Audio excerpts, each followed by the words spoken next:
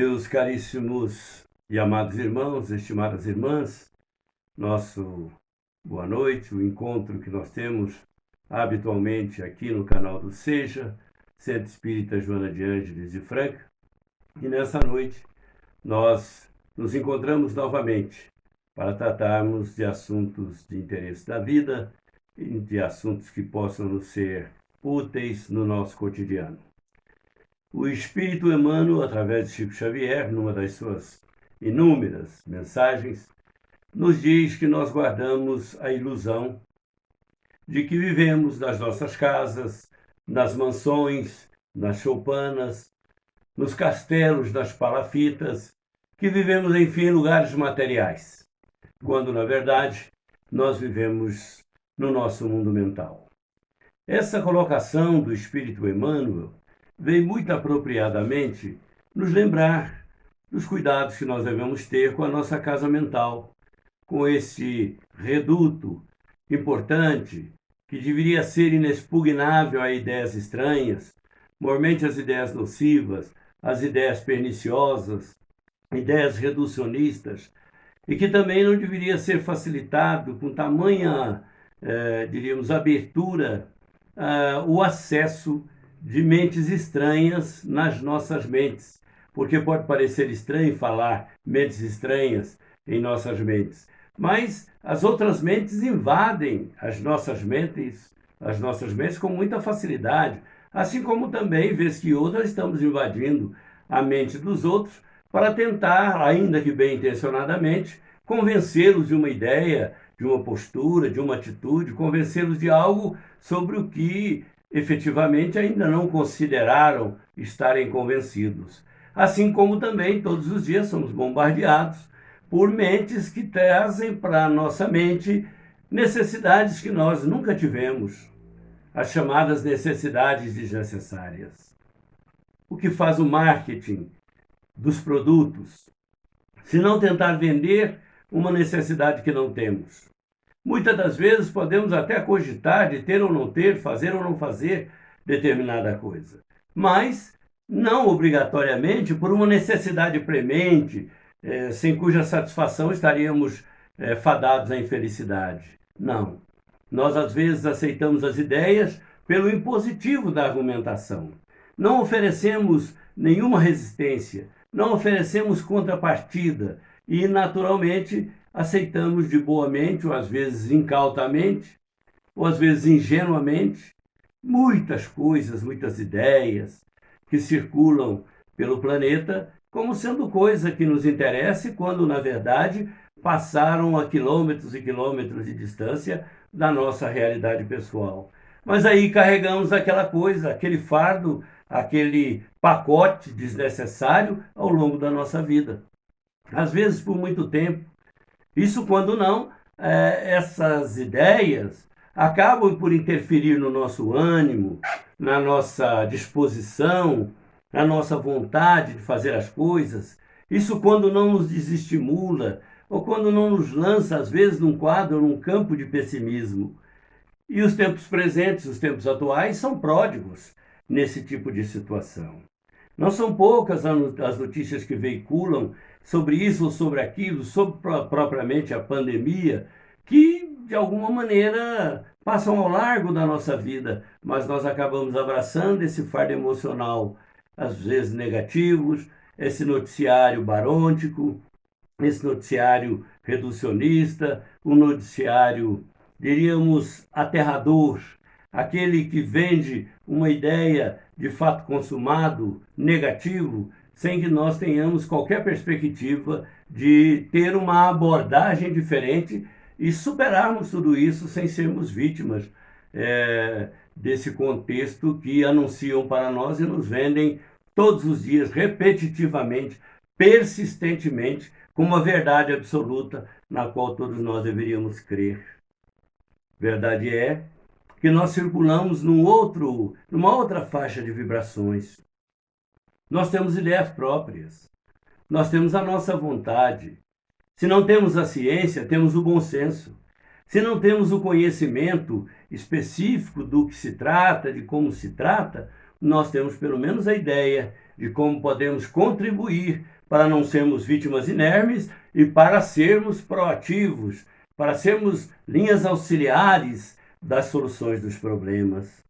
Vemos muitas pessoas pessimistas nos dias que correm, pessoas tristes, amarguradas, pessoas temerosas, algumas indo às linhas limítrofes por causa do terror que lhes provoca a ideia de um vírus para o qual não se tem solução ou cuja solução demora, quando na verdade estamos todos em cursos num processo de mudança, de transformação e de busca de solução. As vacinas, as condutas, todas elas, das mais simples que pareçam, lavar as mãos, que era um hábito trivial de higiene, hoje uma necessidade existencial de higiene, usar máscaras, não aglomerar, manter o distanciamento pessoal, ainda que com pessoas queridas. Tantas vezes a gente reluta muito em fazer isso. Mas é por um tempo. São medidas necessárias para as quais nós devemos estar atentos. Mas não podemos descuidar de buscar a força poderosa da fé, a força da certeza de que Deus tem soluções para todos os problemas da humanidade. Quando a humanidade alinhar-se com o pensamento divino, quando as emoções da terra estiverem elencadas num tal estado de coisas e aliadas às emoções de Jesus, nós lograremos superar todas essas coisas.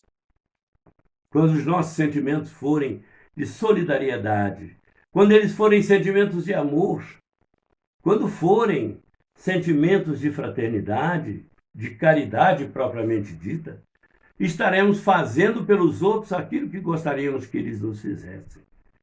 Além disso, evitaremos fazer pelos outros o que não gostaríamos que os outros fizessem para nós. A caminhada do homem tem as suas acidentalidades, tem os seus períodos de experiências e provas, mas tem também os períodos de mudança, de transformações, de bonanças. Estamos em meio a uma tempestade para a qual já se avizinham soluções. O abrandamento de toda a tragédia que ela anunciava está se tornando cada vez mais distante e mais próximo o caminho da solução. Mas até lá, temos que trabalhar os nossos sentimentos. Temos que avançar na nossa doação de amor e trabalhar também a nossa casa mental, para não ser depósito de ideias negativas, para não sermos depositários de ideias derrotistas, terroristas, emocionalmente desequilibradas, e para não virarmos um paiol de entulhos filosóficos, ideológicos, políticos, e até mesmo aqueles que falam em nome da ciência, nem sempre se alinhando com seus fundamentos mais sagrados e essenciais. De qualquer forma, a nossa casa mental é o nosso refúgio espiritual. É para onde corremos em busca do Criador para nos sustentar na caminhada da vida. E é para onde vamos, mesmo no território da nossa alma, porque Jesus dizia que Deus está dentro de nós.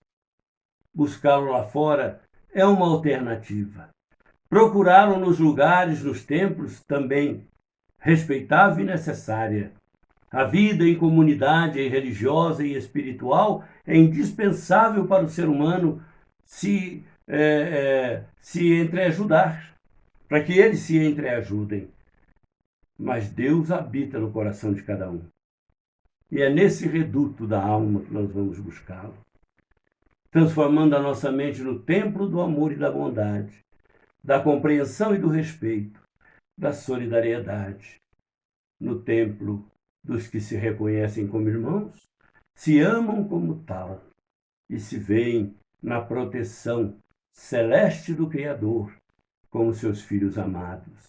É isso que somos. Nesses tempos de confusões, nesses tempos de incertezas, a certeza que temos é que Deus não nos desampara.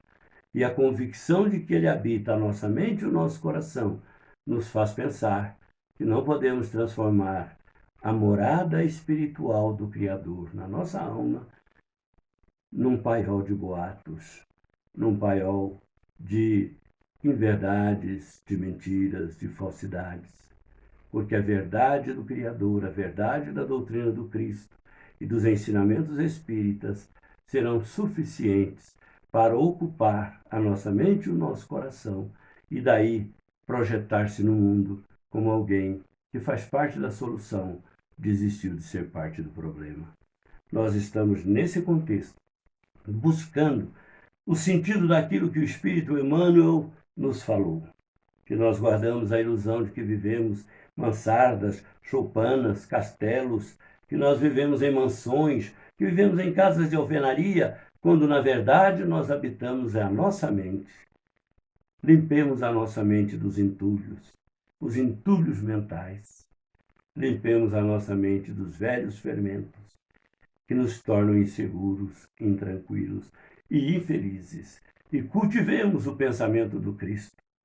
Cultivemos essas verdades eternas que Ele nos veio trazer e que a doutrina nos esclarece, para que saibamos que o amor de Deus não tem limites. E se toda a tragédia do mundo se desenha como algo indesejável e que é fato e notório, notório também é a misericórdia de Deus que por milênios nos tem sustentado a vida e garantido a caminhada para uma vida mais feliz. Desejamos a todos muita paz, que Deus nos abençoe. Se você já é inscrito no canal, dê o seu like se quiser, se achar que foi útil. E se não for inscrito, inscreva-se. Canal do Seja, Centro Espírita Joana de Ângeles de Franca. Muito obrigado. Até um outro dia, se Deus quiser.